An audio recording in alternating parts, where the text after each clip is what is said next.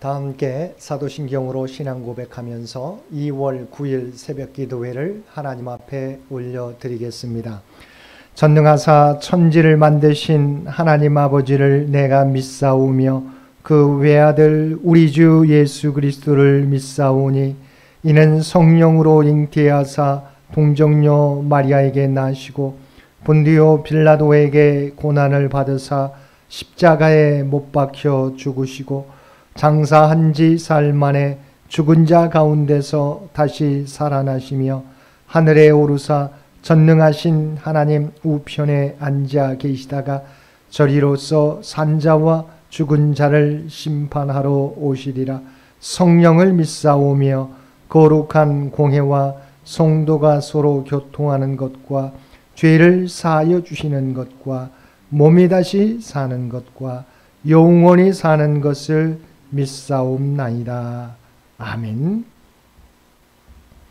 우리 다 함께 찬송 436장 찬송 부르시겠습니다. 우리 찬송 436장 함께 찬송 부르시겠습니다.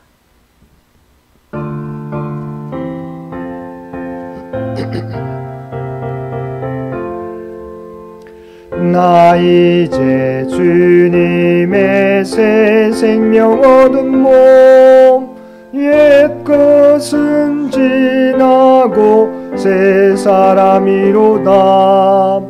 그 생명 내 맘에 강같이 흐르고 그 사랑 내게서 해같이 빛난다. 영생을 누리며 주 안에 살리라. 오늘도 내일도 주 함께 살리라.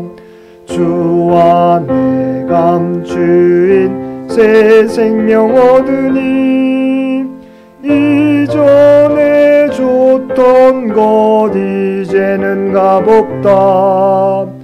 하늘의 은혜와 평화를 맛보니 찬송과 기도로 주 함께 살리라.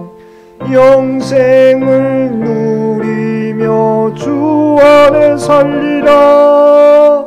오늘도 내일도 주 함께 살리라. 산천도 조목도 새 것이 되었고 죄인도 원수도 친구로 변한다. 새 생명 얻은 자 영생을 누리니 주님을 모신 맘 새 하늘이로다. 영생을 누리며 주 안에 살리라. 오늘도 내일도 주 함께 살리라. 주 따라가는 길 험하고 멀어도 찬송을 부르며 뒤따라가리라. 나 주를 모시고 영원히 살리라. 날마다 섬기며 주 함께 살리라. 영생을 누리며 주 안에 살리라. 오늘도 내일도 주 함께 살리라. 오늘 우리에게 주신 하나님의 말씀 사무엘상 10장 1절에서 16절까지 말씀입니다. 사무엘상 10장 1절에서 16절까지 말씀입니다. 우리 주신 말씀 10장 1절에서 16절까지 우리 한 절씩 교독합니다. 이에 사무엘이 기름병을 가져다가 사울의 머리에 붓고 입맞추며 이르되 여호와께서 내게 기름을 부으사 그의 기업의 지도자로 삼지 아니하셨느냐.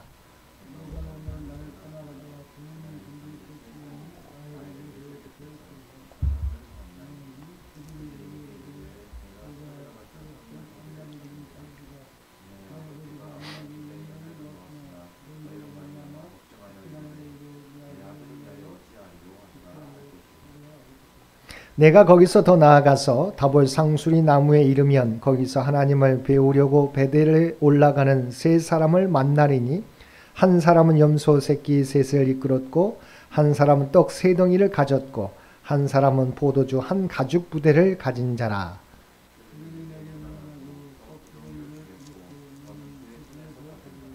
그 후에 내가 하나님의 산에 이르리니 그곳에는 블레셋 사람들의 영문이 있느니라.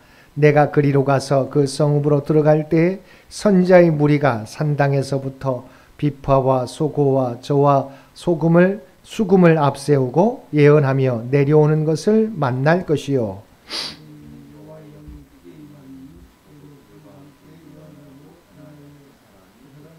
이 징조가 내게 임하거든 너는 기회를 따라 행하라. 하나님이 너와 함께 하시느니라.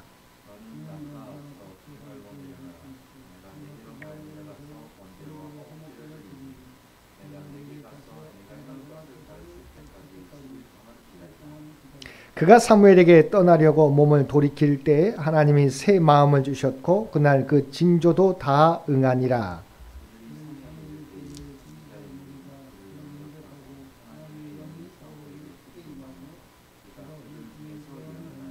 전에 사울을 알던 모든 사람들이 사울이 선지자들과 함께 예언함을 보고 서로 이르되 기스의 아들에게 무슨 일이 일어났느냐? 사울도 선지자들 중에 있느냐 하고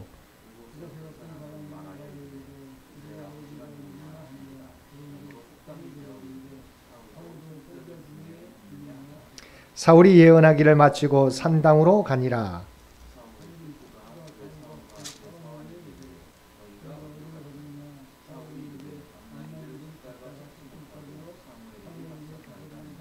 사울의 숙부가 이르되 청하노니 사무엘이 너희에게 이런 말을 내게 말하라 하니라. 사울이 그의 숙부에게 말하되 그가 암나게들을 찾았다고 우리에게 분명히 말하더이다 하고 사무엘이 말하던 나라의 일은 말하지 아니하니라. 아멘. 오늘도 새벽을 깨우고 말씀과 기도로 목요일 하루를 시작하는 우리 모든 성도들 가운데 하나님의 특별하신 은총이 언제나 함께해 주시기를 주님의 이름으로 간절히 축원드립니다.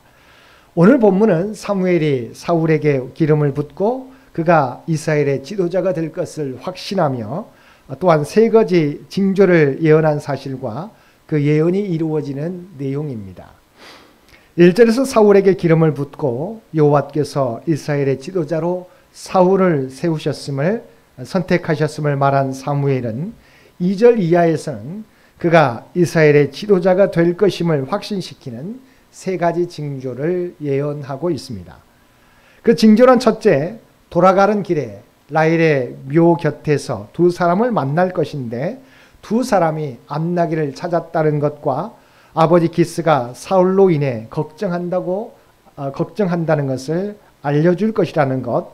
두 번째는 다볼 상수리 나무에 이르면 각각 염소 새끼 셋과 떡 세 덩이, 포도주 한 가죽 부대를 가진 세 사람을 만날 것인데 그 세 사람이 사울에게 문안하고 그에게 떡 두 덩이를 줄 것이라는 것. 셋째, 하나님의 산, 즉 기브아의 성읍에 들어갈 때 선지자 무리를 만나게 될 것인데 그때 사울에게 하나님의 영이 임함으로 그가 예언하고 사람이 변하여서 새 사람이 되리라는 것입니다. 그런데 이러한 예언은 모두 응하게 되었다고 성경은 말씀하고 있습니다. 이런 세 가지 징조의 의미를 살펴보면 먼저 첫 번째 징조는 하나님은 사울로 하여금 사무엘이 이미 말했던 것처럼 암나기를 찾는 일이 하나님의 역사에 의하여 이루어진 것처럼 사울이 이스라엘의 왕으로 선출되는 것 역시 하나님의 섭리에 의한 것임을 부각시키기 위해서입니다. 다음으로 두 번째 징조는 이스라엘 왕으로 세움을 받은 사울에게 길 가던 사람이 합당한 예의와 예물을 드림으로써 사울로 하여금 자신이 왕이 될 것을 확신토록 하기 위함이었습니다. 세 번째 징조는 사울에게 하나님의 백성을 지도할 자는 반드시 하나님의 인도와 가르침을 받고 하나님의 영으로 감동되어야 함을 교훈하기 위해서입니다. 9절과 10절에 보면 사무엘에게서 돌아서는 사울에게 하나님이 새 마음을 주셨고 사울이 산에 이를 때 선지자의 무리가 그를 영접하였으며 그때 사울에게도 하나님의 영이 임하였다고 말씀하고 있습니다. 하나님은 사울을 새 마음으로 변화시켜 주시며 또한 하나님의 영을 부어주심으로 이스라엘 왕으로서의 자격을 부여하고 왕위를 감당할 수 있는 새 사람으로 변화시켜 주셨습니다. 11절과 12절에 보면 전에 사울을 알던 모든 사람들이 사울이 선지자의 무리에 섞여서 예언하는 것을 보고 사울도 선지자 중에 있느냐 하며 놀라움을 표시했고 이것이 아예 속담이 되었다고 성경은 말씀하고 있습니다. 사울도 선지자 중에 있느냐라고 하는 말은 사울이 언제 선지자 학교에 들어갔느냐, 농사꾼이었던 사울도 선지자가 될 수 있구나라고 놀라워하는 말입니다. 다시 말하면 하나님이 함께 하시면 사울 같은 농사꾼도 귀한 하나님의 사람이 될 수 있구나라고 하는 의미입니다. 여기서 우리는 아예 그 말이 이스라엘의 속담이 되었다는 것에 주목할 필요가 있습니다. 이것은 무엇을 말해주는 것입니까? 하나님을 믿는 성도에게는 무한한 가능성이 있다는 것을 우리에게 말씀해 주고 있는 것입니다. 사울은 선지자와 같이 예언했을 뿐만 아니라 이스라엘의 초대 왕까지 되었습니다. 우리는 이 말씀을 통해서 우리 자신에 대해 다시 생각해 보아야 할 것입니다. 하나님의 자녀인 우리는 무한한 가능성이 있는 존재라고 하는 것입니다. 사울은 농사꾼이요 나귀를 몰고 다니는 자에서 일약 선지자와 같이 예언을 하였을 뿐만 아니라 또한 이스라엘의 초대 왕이 되었습니다. 다윗은 또 어떠했습니까? 시편 78편 70절 이하의 말씀에 보면 그의 종 다윗을 택하시되 양의 우리에서 취하시며 전양을 지키는 중에서 그를 이끌어내사 그의 백성인 야곱 그의 소유인 이스라엘을 기르게 하셨더니라고 말씀하고 있습니다. 베드로는 또한 어떻습니까? 그는 주님께 부름받기 전 갈릴리 호수에서 물고기를 잡던 어부였습니다. 그러한 그가 나중에 성령에 사로잡힐 때 어떠한 역사가 이루어지게 되었습니까? 그가 한번 설교했을 때 3,000명이나 주님께로 돌아오는 놀라운 역사가 일어나게 되었던 것입니다. 이와 같이 하나님의 손에 붙들리면 그리고 하나님의 인도하심을 받게 되면 사람이 어떠한 능력을 발휘하게 될지 어떤 자리에 오르게 될지 우리는 아무도 모른다고 하는 것입니다. 15절을 보면 사울로부터 사무엘에게 갔다 왔다는 말을 들은 사울의 숙부는 사무엘이 너희에게 이런 말을 내게 말하라고 하였습니다.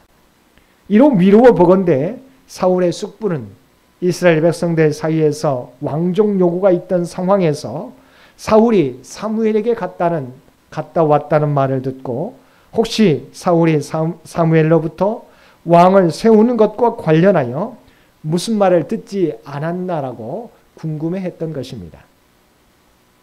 이에 대해 사울은 그가 암나기를 찾았다고 우리에게 분명히 말하더이다라고 말할 뿐이었습니다. 사무엘이 말한 바 나라의 일, 곧 그가 왕이 될 것이라고 한 것에 대해서는 침묵을 지켰던 것입니다. 이것은 사울의 지혜와 사람 됨됨이를 보여줍니다. 사울은 숙부의 요구를 들었을 때 그간의 일을 자랑스럽게 말할 수도 있었을 것입니다. 자신이 사무엘에게 왕으로 기름 부음을 받았고 이제 곧 이스라엘의 초대 왕이 될 것이라고 말할 수도 있었을 것입니다. 사실 이것이 얼마나 자랑스럽고 영광스러운 일입니까?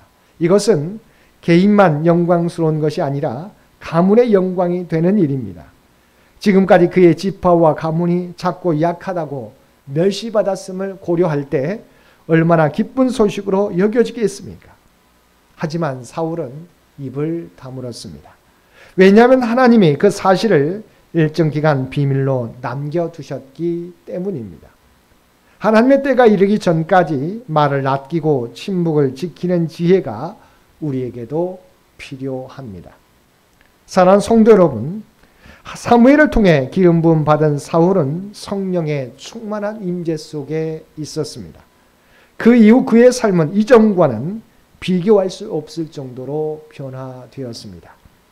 성령 충만한 그리스도인들의 삶의 핵심은 이처럼 변화입니다. 이전과 다른 모습입니다. 다른 삶을 살게 되는 것입니다. 새롭게 변화된 사울은 분명한 사명의 확신 가운데 조급해하지 않고 묵묵히 기다리며 인내하였습니다. 하나님의 성령의 충만함을 받은 사람은 이처럼 변화됩니다. 이 변화가 멈추지 않고 유지될 수 있도록 우리는 성령의 충만함을 언제나 사모하며 살아가야 할 것입니다.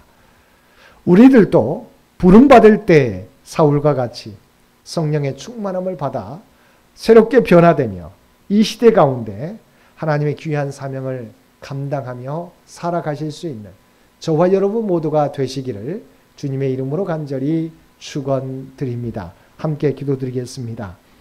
사랑과 은혜가 충만하신 아버지 하나님, 하나님의 섭리는 언제나 정확하여서 우리의 앞길을 하나님의 뜻 가운데 인도하여 주시는 줄 믿습니다. 그리고 우리가 하나님의 일꾼으로 쓰임받기 위해서는 먼저 성령의 충만함의 역사가 있어야 하는 줄 믿습니다. 우리에게 성령 충만의 역사를 허락하여 주셔서 오직 나를 드러내는 삶이 아니라 오직 하나님의 뜻과 영광을 드러내며 살아가는 우리 모두가 되게 하여 주옵소서. 특별히 이 나라 이 민족을 아버지 하나님 긍휼히 여겨 주시옵시고 하나님의 은혜 가운데 인도하여 주시곤 합니다. 하나님께서 통치하여 주시기를 원합니다. 백주년을 준비하여 달려가는 우리 창현재단과 창현의 교우들을 기억하여 주시고 한마음으로 준비해 가게 될 때 하나님께서 계획하신 일들을 이루고도 남음이 있도록 주여 역사하여 주옵소서. 지금까지 지켜주신 은혜에 감사하며 다음 선교 100년을 준비해 갈 수 있는 아버지 하나님, 하나님의 몸된 재단 우리 창현재단이 되게 하여 주옵소서. 이를 위하여서 늘 말씀과 기도로 성령 충만함을 받고 오직 하나님의 뜻에 굴복하며 순종하며 살아가는 우리 모두가 되게 하여 주옵소서. 오늘도 우리에게 복된 하루를 허락해 주신 것 진심으로 감사합니다. 오늘도 주어진 시간에 감사하며 하나님과 동행하며 세상 가운데 하나님의 구별된 백성으로서 선한 영향력을 나타내며 살아가게 하여 주옵소서. 이제는 우리 주 예수 그리스도의 은혜와 아버지 하나님의 극진하신 사랑하심과 성령님의 세상 끝날까지 우리와 함께 하시며 동행하시는 놀라운 교통의 역사가 오늘 주신 말씀을 따라 사울이 처음 부름받을 때 성령의 충만함을 받아 변화되었던 것처럼 오직 우리가 하나님의 구별된 백성으로 성령 충만을 통하여 하나님의 놀라운 역사를 이 땅에 드러내며 살아가겠노라고 결단하며 세상 가운데 나아가는 사랑하는 주의 백성들과 그의 가정과 산업의 터전 위에 이제로부터 영원토록 함께 해주시기를 우리 주 예수님의 이름으로 간절히 축원하옵나이다. 아멘. 여러분 기도하실 때 오늘 주신 말씀을 위해서 이 나라의 민족을 위해서 창현재단을 위해서 창현의 가족들을 위해서 기도해 주시고 각자의 기도 제목 가지고 하나님 앞에 더욱더 가까이 나아가시기를 바랍니다.